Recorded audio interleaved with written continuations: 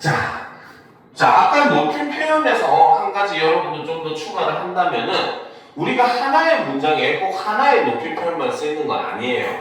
알겠습니까? 세 개의 높이 표현이 쓰일 수도 있습니다. 알겠죠? 예를 들어 보면 아버지, 어머니께서 할머니를 모시고 시장에 가셨어요. 이런 문장이 있다고 봅시다. 알겠죠? 여기서는 아버지, 어머니는 동급이기 때문에 합성법이 쓰이지 않았어요. 그래서 뭡니까? 문장의 주체인 어머니를 높여주기 위해서 깨서를 쓰고 그 다음에 가다의 주체 높임의 선어말 어미 의시를 사용해서 주체 높임법을 표현을 했습니다. 그렇죠? 그 다음 반면에 또 목적어도 할머니라는 존재가 있기 때문에 목적어에 해당하는 할머니를 높이기 위해서 모시고라고 하는 뭡니까? 특수어휘를 사용해서 객체 높임도 실현이 됐어요. 그렇죠? 그리고 이 문장에서 청자인 아버지를 높이기 위해서 어떻게? 가셨어요 라고 해서 해여체를 마지막에 상대 높임법으로 사용을 하고 있으면서 이렇게 주체 높임, 객체 높임, 상대 높임이 다 쓰일 수도 있다는 것도 여러분들이 반드시 유념을 해야 되는 부분입니다. 알겠습니까? 자, 그런데 이제 그 다음 시제 표현으로 넘어갑시다. 자, 시제 표현이라고 하는 것은 바로 뭐냐? 사건시와 발화시 간의 선호 관계를 나타내는 걸 우리는 시제 표현이라고 얘기를 해요. 알겠습니까? 자, 여기서 이제 사건시라고 하는 게 뭐냐? 밑에 이제 핵심 체크에 있죠? 없나? 안 넣어놨네. 쏘리. 자, 그러면 이제 여기서 우리가 한 가지 정리를 하면, 자, 먼저 사건시라고 하는 것은, 바로 발화나 문장 속에 나타난 행위가 일어난 시점을 우리는 사건시라고 이야기를 합니다. 알겠습니까? 자, 반면에 발화시는 그렇죠. 바로 발화나 문장이 표현된 시점을 우리는 발화시라고 얘기를 합니다. 알겠습니다. 근데 쉽게 생각하면은 말한 시간이 발화시, 그리고 말 속에 일어나는 사건이 일어나는 시간이 사건시, 이런 개념으로 보시면 돼요. 알겠습니까? 자, 그럼 이제 이 시제는 우리가 크게 과거 시제, 현재 시제, 미래 시제로 나눌 수가 있습니다. 자, 과거 시제의 경우는 자, 사건시가 발화시보다 앞서는 경우를 우리는 과거 시제라고 한다는 거죠. 자, 그러니까 이거는 그림으로 그리면은 요걸 시간축이라고 했을 때 앞에서 사건시가 여기에 존재를 하고 그 이후에 이야기가 일어나는 발화시가 요렇게 존재하는 거, 요런 시점이 바로 그 과거 시제다라고 볼 수가 있어요. 알겠습니까? 자, 과거 시제를 표현하는 방법에는 첫 번째, 과거 시제를 나타내는 시간 부사어를 쓸 수가 있어요. 어제, 작년에, 지난번에, 아까, 방금, 그때 이런 것 같이 과거 시제를 나타내는 시간 부사어를 쓸 수가 있습니다. 자, 두 번째, 과거 시제 선어말 어미. 자, 이거는 바로 뭐다? 서술어의 경우라고 볼 수가 있어요. 알겠습니까? 그래서 과거 시제 선어말 어미 at을 쓰거나 더를 쓸 수가 있습니다. 알겠습니까? 자, 그런데 이제 이 경우는 사실 동사, 형용사, 그 다음 서술격 조사 모두 동일한 방법을 사용을 합니다. 알겠습니까? 됐죠?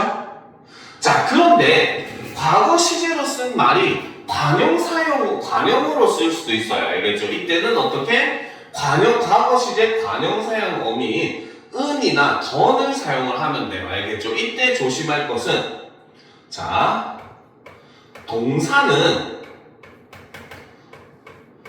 은, 던 모두 사용을 할 수가 있습니다. 알겠죠? 그런데 반면에 형용사나 서술격, 조사는 뭐뭐던만 사용을 할 수가 있어요.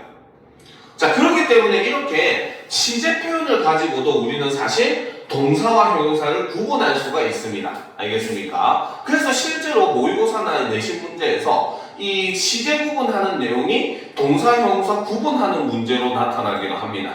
알겠습니까? 알겠죠? 그쵸? 자, 그래서 이제 과거 시제는 이렇게 나타낼 수 있어요. 여기서 우리가 한 가지만 더 첨언을 하자면은, 그쵸? 자, 바로 하다게 용언의 경우는, 그쵸? 용언은 과거 시제, 선어말, 어미로, 뭐뭐엿 요거를 사용합니다. 엿먹은 아니에요. 알겠죠? 뭐뭐엿을 사용합니다. 하다도 하였다 줄여서 했다. 그쵸? 그 다음 하다의 용어는 체험 뒤에 하다가 붙으면 용언이 되거든요. 공부에 하다가 붙으면 공부하다. 건강에 하다가 붙으면 건강하다. 이렇게 되잖아요. 그치? 근데 얘네들도 전부 다 과거 시제를 나타내는 공부하였다 줄여서 했다. 그쵸? 건강하였다 줄여서 했다. 이렇게 사용이 되는 겁니다. 알겠습니까? 그래서 하다의 용어 같은 경우는 독특하게 불규칙 활용을 하거든요. 그래서 과거 시제 이제 선어나 어미로서는 하다의 용어는 무조건 엿을 사용한다는 거 여러분들이 유념을 할 필요가 있어요. 그러니까 형태가 다르다는 겁니다. 다른 용어들과. 알겠죠? 알겠습니까? 그렇죠? 자, 그럼 이제 과거 시제는 이제 사실 이게 끝입니다. 너무 쉽죠? 자, 그 다음 현재 시제를 보도록 합시다. 현재 시제는 말 그대로 사건 시와 발화 시가 일치하는 경우예요. 자, 이거를 그림으로 그리면 역시 마찬가지. 요걸 시간축이라고 했을 때 사건 시와 발화 시가 일치하는 거죠. 그래서 사건 시, 발화 시 요렇게 일치하는 모습을 보여줍니다. 알겠습니까? 자, 현재 시제를 나타낼 때도 일단 첫 번째 현재 시제 시간 부사어를 쓸 수 있어요. 오늘, 지금, 현재, 올해, 요즘, 이제 이런 걸 쓸 수 있어요. 근데 현재 시제 시간 부사어는 조심하셔야 됩니다. 알겠습니까? 왜? 아무리 현재를 나타내는 시간 부사어라고 하더라도 현재라는 시간은 뭡니까? 세분화하면 이 역시도 과거, 현재, 미래로 쓸 수가 있어요. 알겠습니까? 예를 들어서 오늘이라는 말을 쓰게 되면은 자, 나는 오늘 뭡니까? 아침에 불고기를 먹었다 이렇게 얘기해버리면은 뭡니까? 오늘이라고 하는 현재 시간이지만 이걸 세분화해서 이미 지나간 아침의 이야기를 한 거잖아요. 그렇죠? 그러면 이 경우는 현재 시제 시간 부사를 썼음에도 불구하고 시제는 과거가 되는 겁니다. 알겠죠? 반면에 나는 오늘 저녁에 가족들과 치킨 파티를 할 거야 이렇게 얘기했다면 바로 뭐야? 역시 오늘이라고 하는 현재 시제 시간 부사를 썼지만 뭡니까? 치킨 파티를 할 거야 라고 얘기를 하면서 미래의 이야기예요. 이거는 하루를 역시 세분화해가지고 아직 오지 않은 뭡니까? 저녁이라고 하는 시간에 얘기를 한 거잖아요. 그렇죠? 그러니까 현재 시제 시간 부사어는 사실상 무용지물이다. 실제로는 문맥적으로 파악을 하셔야 된다는 거 여러분들이 주의를 할 필요가 있습니다. 무슨 말인지 알겠습니까? 이해가 되죠? 자, 그 다음 이제 두 번째. 자, 서술어로 쓰이는 경우에 현재 시제 선어만 어미를 사용하는데 동사는 니은이나 는을 쓰고, 그쵸? 형용사는 기본형이 현재 시제입니다. 알겠습니까? 알겠죠? 그러니까 우리가 예를 들어서 보다 같이 받침이 없는 경우는 본다 이렇게 하면 현재 시제가 돼요. 그렇죠? 반대로 먹다 같이 받침이 있는 경우는 먹는다 이렇게 해야 현재 시제가 됩니다. 그렇죠? 그런데 형용사는 어때? 서술격 조사도 마찬가지고 형용사는 기본형이 예쁘다 요게 그냥 현재 시제예요. 꽃이 예쁘다 하면은 지금 예쁜 겁니다. 알겠습니까? 그렇기 때문에 기본형이 현재 시제라는 거. 자, 반면에 관형어로 쓰일 때는 동사는 관형사형어미 는을 씁니다. 알겠죠? 먹는 빵, 보는 영화 이런 것들 알겠습니까? 그런데 형용사는 대부분이 니은을 씁니다. 알겠습니까? 자, 그런데 간혹 가다가 을을 쓰기도 해요. 그래서 정확하게는 니은 이렇게 써놓으시면 됩니다. 알겠습니까? 그래서 예를 들어서 대표적으로 젊다 같은 경우는 젊은 이렇게 쓰기도 해요. 알겠죠? 근데 그 외에 대부분은 되게 독특하게 그 어감 끝에 받침이 있어도 받침이 탈락하고 뭡니까? 그 니은이 가요. 알겠죠? 그래서 예쁘다는 당연히 받침이 없으니까 그냥 예쁜 하면 되지만 빨갛다 같은 경우에는 어감 끝이 히읗으로 받침이 있음에도 불구하고 빨간, 둥글다도 어감 끝이 리을로 받침이 있음에도 불구하고 둥근 이렇게 돼요. 알겠습니까? 그렇기 때문에 대부분은 뭡니까? 다 탈락하고 니은이 쓰지만 간혹 가다가 이제 은을 쓰는 경우도 존재를 하기는 합니다. 알겠죠? 자, 그 다음 이제 세 번째가 미래시제죠. 미래시제는 사건 시가 발화시보다 뒤에 오는 경우 역시 그림으로 그리면 이걸 시간축이라고 했을 때 자, 발화시가 앞에 오고 그렇죠? 그 다음에 사건 시가 아직 일어나지 않은 이런 상태 이걸 우리는 미래시제라고 이야기를 합니다. 알겠죠? 자, 역시 마찬가지 미래시제 시간 부사를 사용할 수가 있고 자, 서술어의 경우에는 미래시제 선어만 어미 get을 쓸 수가 있어요. 그렇죠? 자, 그 다음에 이제 관형으로 쓸 때는 미래시제 관형사형 어미 리을을 쓸 수 있는데 요거는 바로 동사, 형용사, 서술격, 조사 모두 동일한 모습을 보여줍니다. 알겠습니까? 그러니까 과거 시제랑 현재 시제는 동사, 형용사 구분하는 방식으로 쓸 수 있지만 미래 시제는 그럴 수 없다. 요거 아셔야 됩니다. 알겠습니까? 자, 그런데 이제 밑에 핵심 체크를 우리가 보게 되면은 그쵸? 자, 선어만 어미 get은 사실 두 가지 의미로 우리가 해석을 할 수가 있어요. 알겠죠? 자, 의지를 나타낼 때는 미래 시제로 씁니다. 알겠습니까? 나는 오늘 저녁에 가족들과 영화를 보겠다. 이거는 바로 뭐야? 영화를 본다는 의지를 얘기하는 거잖아요. 그렇죠? 그렇기 때문에 이거는 미래 시제가 돼요. 알겠죠? 그런데 get이 추측의 의미로 쓰일 때는 시제와 무관하게 쓰입니다. 알겠습니까? 자, 내일쯤이면 그곳에 도착하겠다. 이거는 바로 뭐야? 내일쯤 도착할 것이라고 하는 것은 내용을 추측하는 거잖아요. 그렇죠? 근데 이때는 미래로 쓸 수가 없다고 볼 수가 있어요. 그렇죠? 근데 과거도 가능합니다. 알겠습니까? 철수는 어제쯤 미국에 도착했겠다.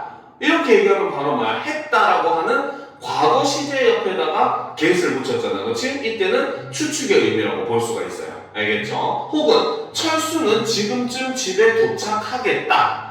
이것도 역시 바로 뭐야? 현재 시제 하다인데 여기에다가 어때? get을 붙여가지고 추측을 쓰잖아요. 그렇죠? 그래서 추측의 의미로 쓸 때는 시제와 무관하게 사용을 할 수 있다라는 거 여러분들이 아셔야 됩니다. 알겠습니까?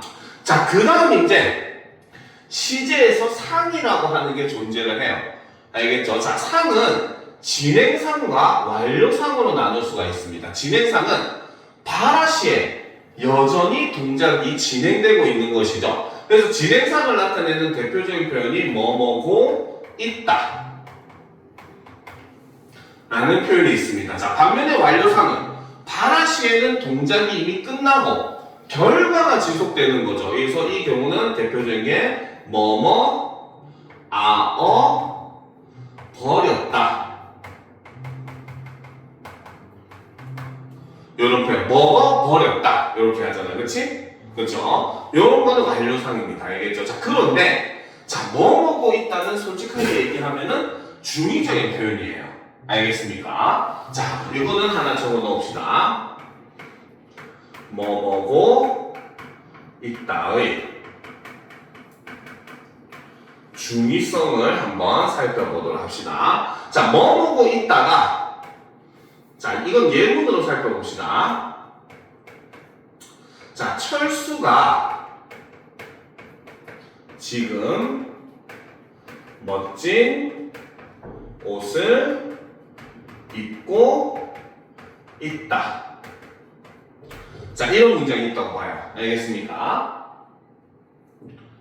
오케이?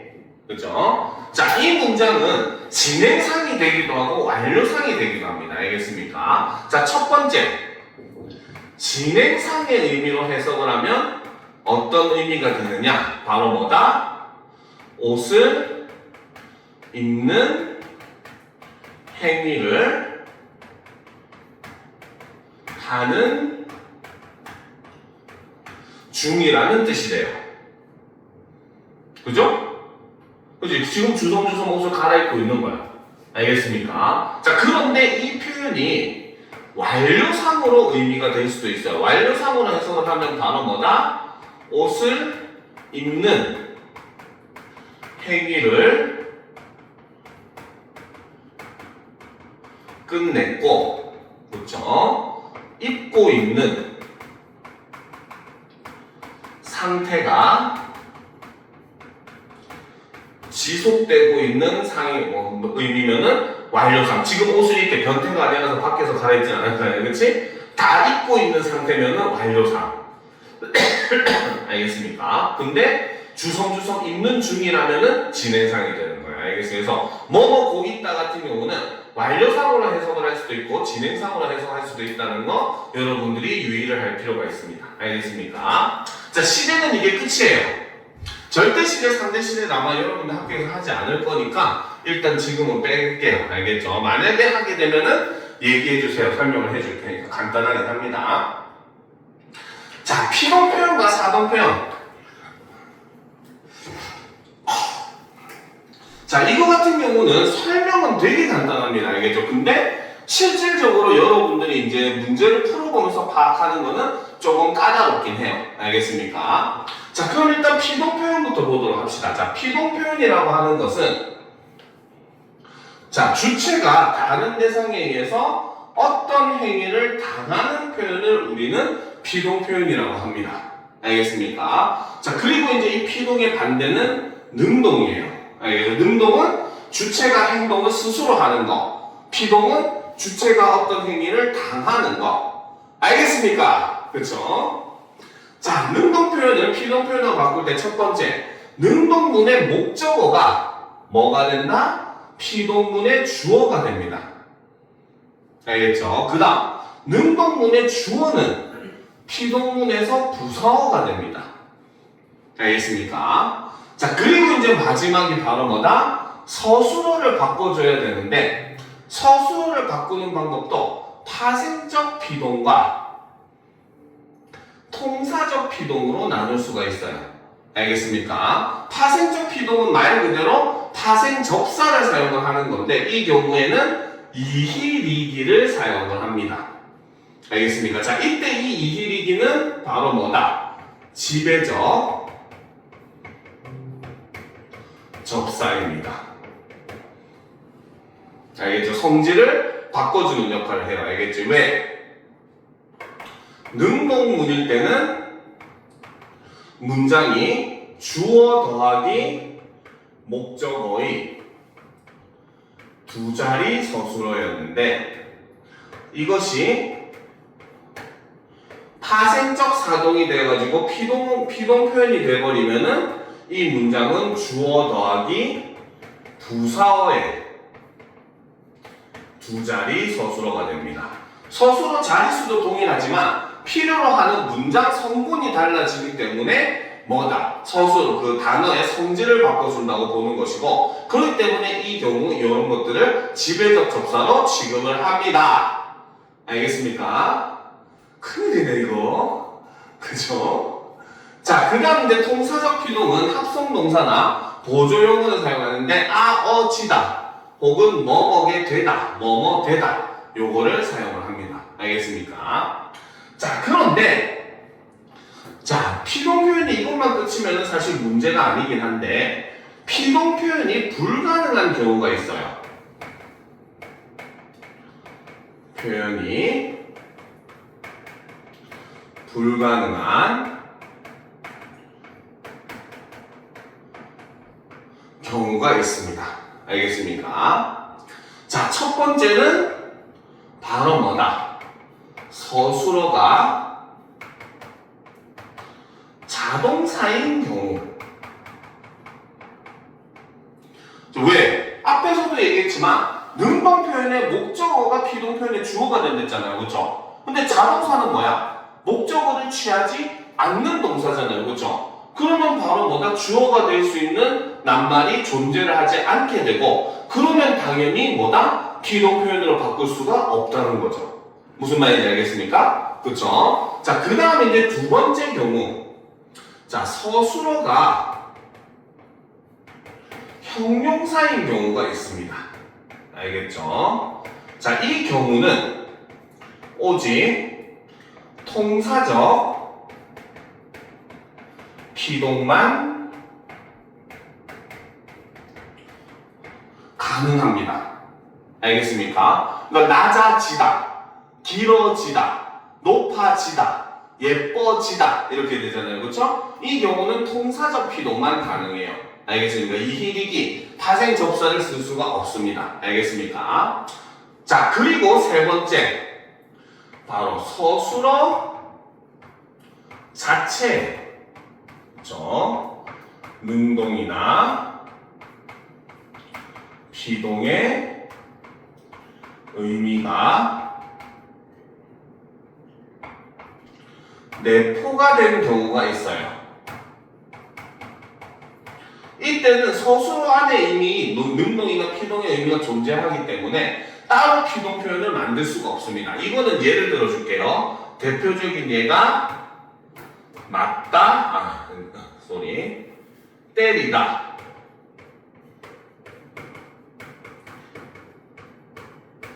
맞다 같은 경우는 그 자체가 이제 바로 뭡니까? 서로 반대되는 의미를 가지고 있는 말이잖아요. 그렇죠? 근데 때리다라는 말 자체에 뭐야? 이미 주어가 스스로 때린다는 능동의 의미가 있어요. 알겠습니까? 반면에 맞다는 뭡니까? 맞다는 주어는 가만히 있는데 누군가가 때리는 행위를 나에게 한 거잖아요. 그렇죠? 그러니까 의미 자체에 이미 피동의 의미가 내포가 되어 있는 거예요. 알겠죠? 그러니까 이 경우는 바로 뭐다? 피동 표현을 바꿀 수가 없다. 알겠습니까? 자, 그 다음 이제 핵심 체크를 보면은 자, 잘못된 피동 표현으로서 이중 피동이라고 하는 게 존재를 합니다. 알겠습니까? 자, 이중 피동은 한 문장 안에서 파생적 피동과 통사적 피동이 동시에 사용되는 경우를 우리는 이중 피동이라고 하고 이 경우는 비문법적인 문장이다 라고 볼 수가 있어요. 알겠죠? 자, 예를 한번 들어보도록 하겠습니다. 뉴스나 신문기사에서 이런 내용들 한번 좀 봤을 거예요. 자, 예문을 보게 되면 자, 이번 사건으로 인해 상황은 더욱 부정적인 방향으로, 그렇죠? 방향으로 심화될 것으로 보여진다. 보여집니다. 이런 표현들 많이 들어봤죠? 그렇죠? 그죠? 그지? 자, 여기서 이제 이 보여진다라고 하는 표현은, 그렇죠? 얘를 분석을 해보면 보다라고 하는 그네, 알겠죠? 그 다음 여기에 이라고 하는 피동 접사가 붙었습니다. 알겠습니까? 그리고 여기에 이제 연결어미인 그 다음에 여기에 플러스 보조용어인 지다. 그쵸? 그 다음에 여기에 플러스 현재 시제 선어만 어미인 니은, 그 다음에 마지막 종결어미인 다가 붙은 거죠. 자, 그런데 이제 여기서 보면 피동의 의미를 나타내는 게 피동 접사인 이도 있지만, 그쵸? 보조용어인 지다도 같이 붙었잖아요. 그쵸? 그죠? 그렇기 때문에 여기서는 바로 뭐다? 피동 표현이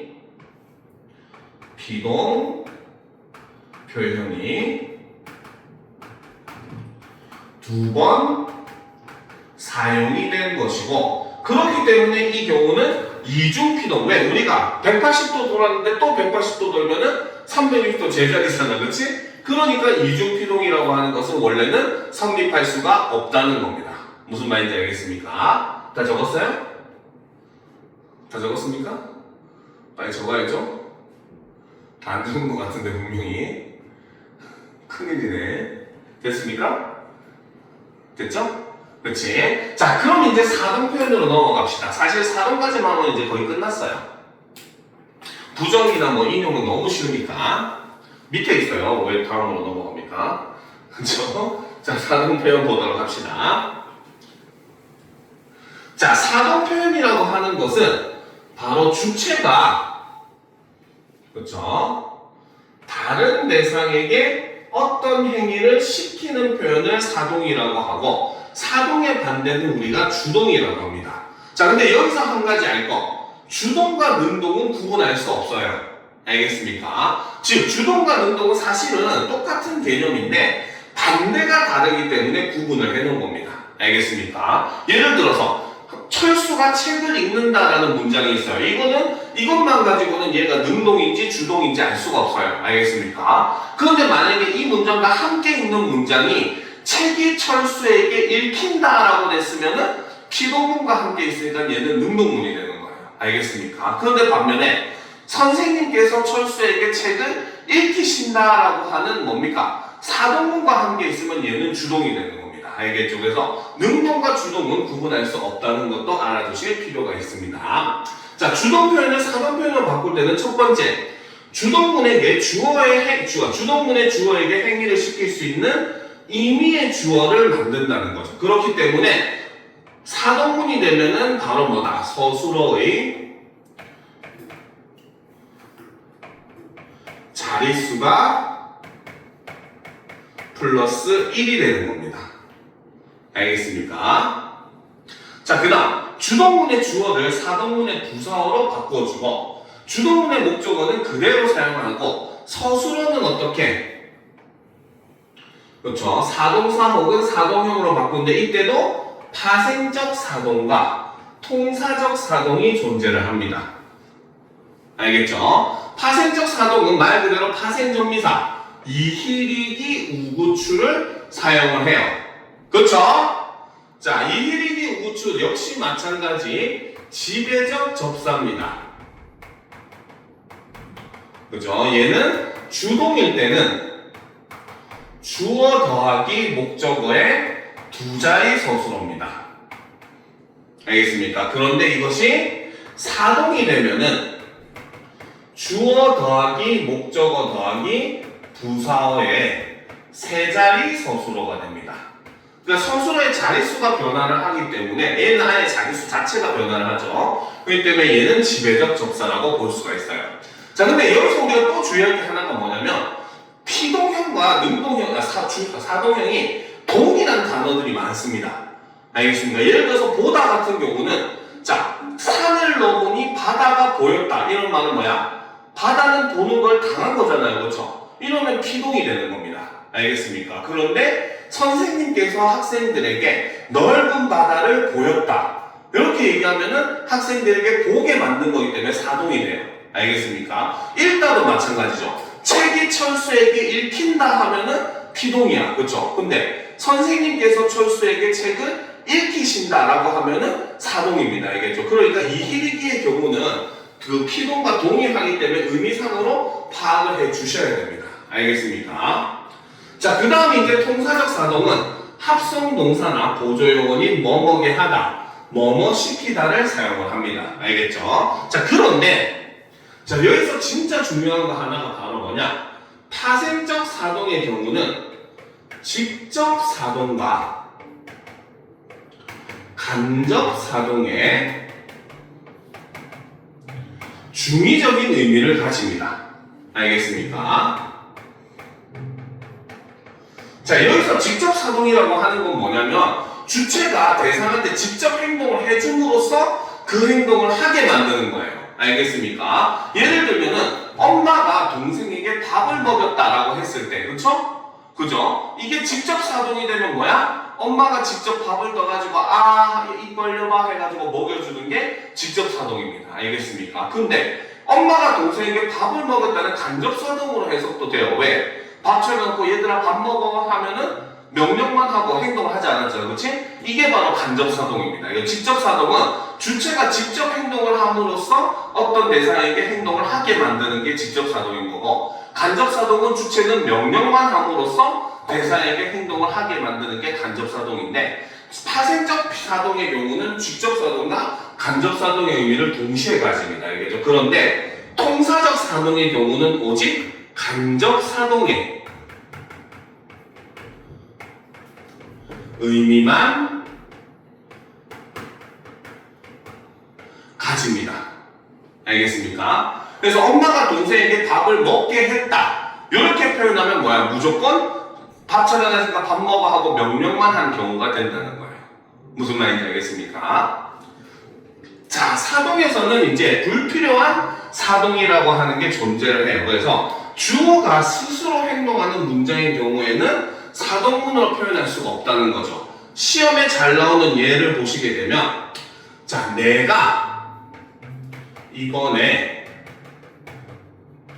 좋은 친구 한 명 소개시켜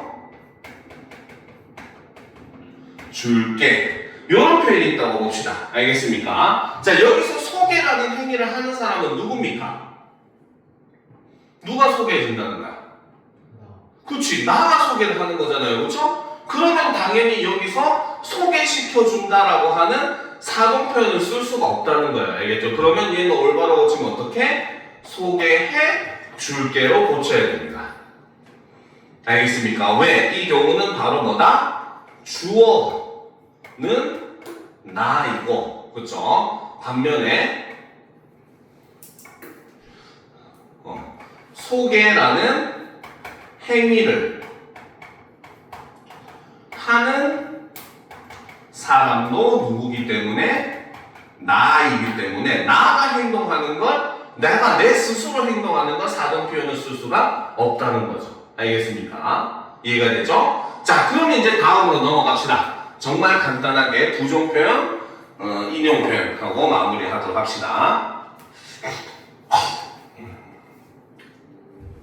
자, 우리말에서 부정 표현이라고 하는 거는 어떤 사실이나 생각에 대해 그렇다고 인정하지 않는 의미를 가지는 걸 우리는 부정 표현이라고 합니다. 알겠죠? 자, 부정 표현은 크게 능력 부정과 의지 부정으로 나눌 수가 있습니다. 알겠죠? 능력 부정은 말 그대로 뭐다? 화자에게 어떤 행위를 하고자 하는 의지는 있어. 그런데 능력이나 상황, 여건이 없어가지고 뭡니까? 할 수 없는 걸 우리는 능력 부정이라고 하고, 이때는 부정부사 못 또는 보조용언이 뭐뭐지 못하다 요걸 씁니다. 이때 부사를 사용하는 것을 우리는 짧은 부정문, 그 다음에 보조용언을 사용하는 경우가 긴 부정문, 요렇게 얘기합니다. 알겠죠? 자, 반면에 의지부정은 어떤 일을 할 수 있는 여건이나 능력, 상황은 되지만, 즉 능력은 있다는 거죠. 하지만 뭐다? 의지가 없는 경우에 우리는 의지부정이라고 해요. 이때는 안, 부정부사인 안 또는 보조용언인 뭐뭐지 않다, 아니하다를 씁니다. 알겠죠? 자, 그런데 안 부정문 같은 경우는 의지부정이기도 하지만 단순 부정 혹은 사실 부정이기도 합니다. 알겠습니까? 그래서 주어가 의지를 가지지 못하는 대상인 경우에는 안 부정문을 씁니다. 알겠습니까? 그리고 이때는 그냥 단순한 사실을 부정하는 거예요. 예를 들면 오늘은 비가 안 온다. 이 말은 뭐다? 비라고 하는 것은 의지를 가질 수 없는 대상이잖아요. 그렇죠? 그렇지? 그렇기 때문에 바로 이 문장은 비가 온다는 단순한 사실만은 부정하는 거기 때문에 이 경우는 우리가 단순 부정 혹은 사실 부정이라고 얘기를 하는 겁니다. 알겠죠? 알겠습니까? 자, 그 다음 부정문은 명령이나 청유형을 쓸 때는 말다 부정문을 쓰죠. 명령어는 뭐뭐지 말아라. 혹은 마라. 그쵸? 그 다음에 청룡을 쓸 때는 뭐뭐 하지 말자. 이렇게 씁니다. 그래서 말다 부정문을 사용하고 오직 긴 부정문만 가능하다는 것도 알아두실 필요가 있습니다. 자, 그리고 이제 여기서 추가로 얘기해주면은 우리 국어에서는 안과 못 빼고는 부정문으로 이외에는 부정 표현으로 보지 않습니다. 알겠죠? 부정 의미를 가지고 있어도 대표적인 게 없다, 아니다 이런 표현들은 부정 표현이 아니에요. 알겠습니까? 방금 얘기했던 아니다는 부정 표현이 아니다. 이것도 역시 부정 표현이 아닌 겁니다. 알겠습니까?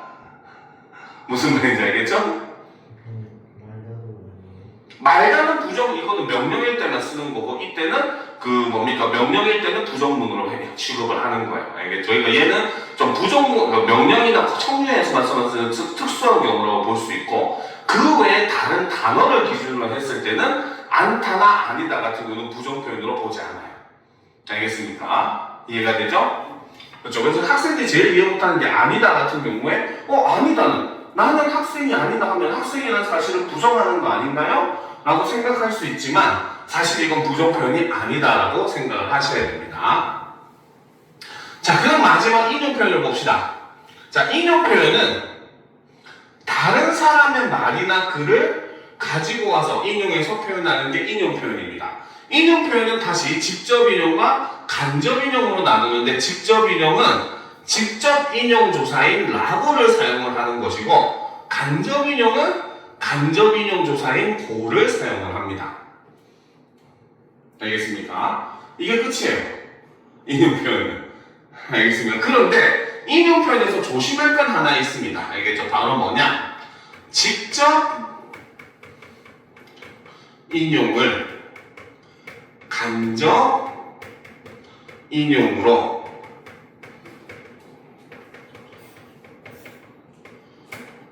바꿀 때 여러분들이 조심을 할 게 있어요. 알겠죠? 바로 뭐냐? 바로 인칭 대명사 혹은 시제 등의 표현에 주의를 할 필요가 있습니다. 알겠습니까? 그죠?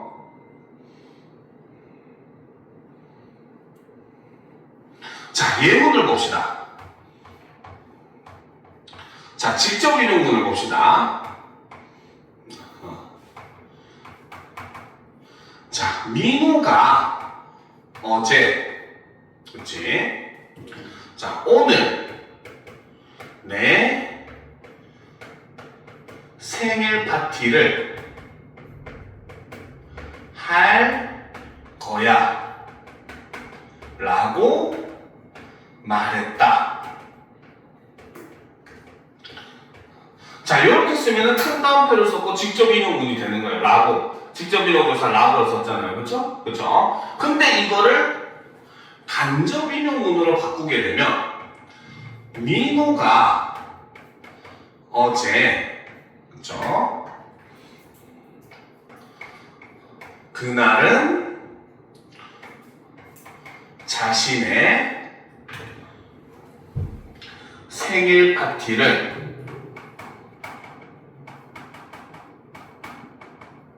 그쵸? 할 것이라고 말했다. 이렇게 바꿔줘야 되는 거예요. 알겠습니까? 그래서 일단 기본적으로 오늘이라고 하는 시제 표현이 그날로 바뀌게 되는 거고, 알겠죠? 그 다음에 나는, 여기서 1인칭은 화자가 아니라 말을 했었던 민호를 나타내잖아요. 그렇죠? 그래서 민호를 다시 받아줄 수 있는 제기대명사를 사용을 한 겁니다. 알겠습니까? 그리고 나서 그 다음에 인용조사로는 여기서는 라고, 여기서는 고를 썼죠. 왜? 것이 라까지 해야 말이 되는 거지 것이 하면 말이 안 되잖아요. 그렇죠? 그렇기 때문에 고만 조사로 쓰인 겁니다. 겁니다. 알겠죠? 그렇기 때문에 간접인용문으로 바꿀 때는 우리가 이렇게 시제라든지 인칭대명사라든지 이런 것들 사용에 주의를 하실 필요가 있습니다. 무슨 말인지 알겠습니까? 그렇죠? 여기까지가 우리말의 문법 요소 끝입니다. 알겠습니까? 뒤에 이제 문제는 선생님이 문법 요소 관련 문제도 있고 그 다음에 뭡니까? 수능 그거 현대시 문제 변형한 문제도 있거든요. 알겠죠? 그러니까 과제로 다 풀어보도록 하십시오. 알겠습니까? 오늘 수업은 여기까지 할 것이고 알겠습니다. 질문 있는 사람은 이제 질문하고 마무리하도록 합시다.